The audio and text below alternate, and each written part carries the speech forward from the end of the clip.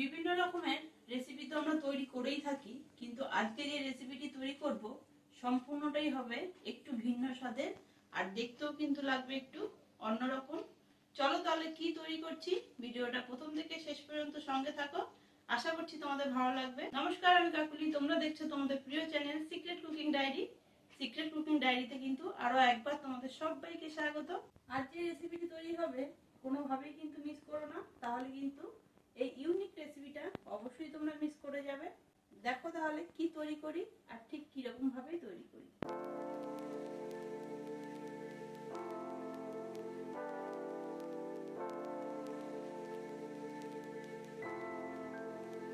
আজ যে রেসিপিটি তৈরি করব তার জন্য কি কি লাগছে একটু দেখে নিই।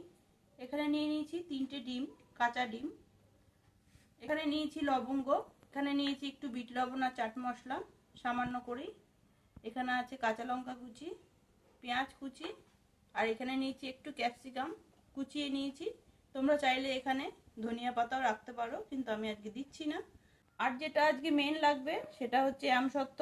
এখানে আমি আমসত্ত্ব নিয়ে নিয়েছি একটা গোটা, এটার থেকে পাতলা পাতলা করে পার্টগুলো তুলে নেব। আমসত্ত্ব দেখে হয়তো ভাবছো যে ডিমের সাথে আমসত্ত্ব কিভাবে কি হবে, চলো তাহলে পুরো ভিডিওটা দেখতে থাকো। এখানে একটা বোল নিয়ে নিয়েছি, বোলের মধ্যে এবার ডিমগুলো ফাটিয়ে নেব।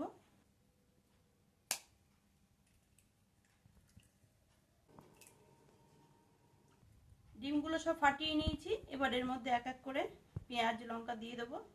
দিয়ে দিচ্ছি কুচিয়ে রাখা পেঁয়াজ, এবার দিয়ে দিচ্ছি কুচিয়ে রাখা ক্যাপসিকাম,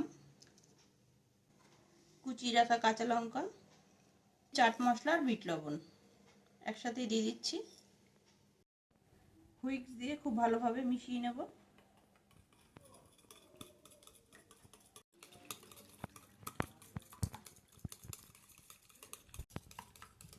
ডিম কিন্তু খুব ভালোভাবে ফেটিয়ে নিয়েছি পেঁয়াজ ক্যাপসিকামের সাথে। এখানে একটা টিপস, ডিমের মধ্যে যদি জল দিয়ে এইভাবে ফেটানো যায় ডিমের পরিমাণটা কিন্তু অনেকটাই বেড়ে যায়।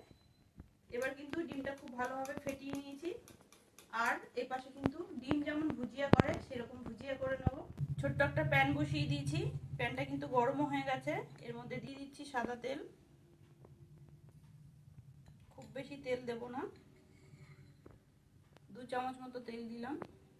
তেলটা খুব ভালোভাবে গরম হয়ে গেছে, যেহেতু প্যানটা গরম আছে। এবার দিয়ে দেবো এই ফেটিয়ে রাখা ডিম।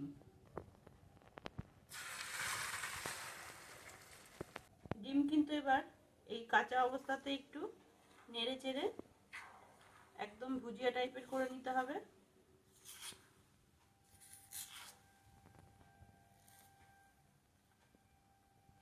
ডিম কিন্তু খুব ভালোভাবেই ভুজিয়া হয়ে এসছে, আর এর মধ্যে কিন্তু আমি কোনো কালার বা হলুদ অ্যাড করছি না, এরকম সাদাই থাকবে।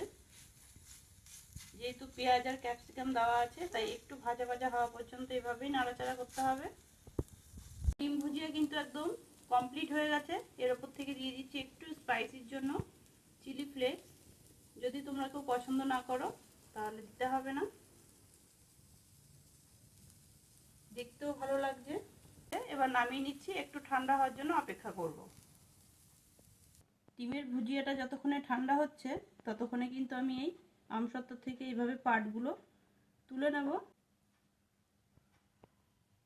একটা একটা করে কিন্তু পার্ট এইভাবে খুলে নিতে হবে, আর এই কাজটা কিন্তু 2 হাত দিয়ে করতে হবে।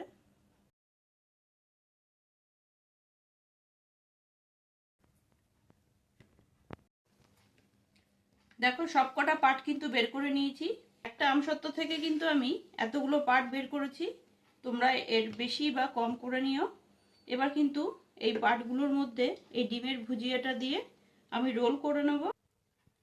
এইভাবে কিন্তু একটা পার্ট নিয়ে হাতে করেই করে দেখাচ্ছি। এভাবে ডিমের ভুজিয়া এর মধ্যে দিয়ে একটু চেপে দিতে হবে, দিয়ে কিন্তু এইভাবে ধরে রোল করে ঘুরিয়ে নিতে হবে। ঠিক এইরকম ভাবে বেরিয়ে গেলে অসুবিধা নেই। এটা আমি এবার সিল করব। এখানে যে লবঙ্গ নিয়েছিলাম সেই লবঙ্গ দিয়ে কিন্তু এখানে আটকে দেব। ঠিক এইভাবেই কিন্তু সিল করে দেব। দেখতেই পাচ্ছ কতটা সুন্দর লাগছে দেখতে। সেম একইভাবে কিন্তু আরেকটাও করে দেখাচ্ছি। দিয়ে কিন্তু এক পাশ থেকে ধরে এভাবে রোল করে নিচ্ছি। এবার একটা লবঙ্গ দিয়ে এভাবে আটকে দিলাম। এখানে লবঙ্গ না দিয়ে তোমরা টুথপিকও দিতে পারো, আমি যেহেতু লবঙ্গটা ছিল আমার কাছে তাই দিলাম।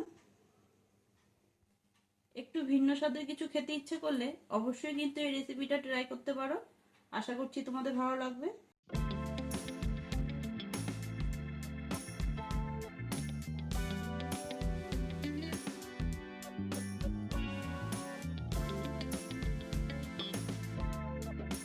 কেমন লাগলো আজ এই আমসত্ত্ব আর ডিম ভুজিয়ার রোল রেসিপিটি?